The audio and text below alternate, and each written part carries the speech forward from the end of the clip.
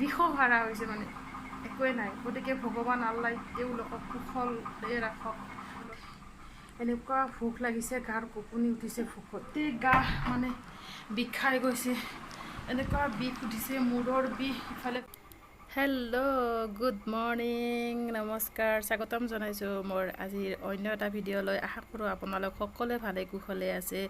আমিও বাৰু ঠিকেই আছোঁ আৰু এতিয়া আমি গৈ আছোঁ ৰুমলৈ ৰুম চাফ কৰিবলৈ সেইদিনাতো আধা আধি চাফ কৰিলোঁ এতিয়া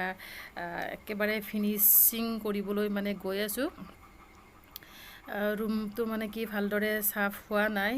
বস্তুবিলাকো চিজিল লগাব আছোঁ বহুতখিনি কাম আছে গতিকে সিহঁত দুটাক মোমায়েকৰ ঘৰত থৈ আমি দুটা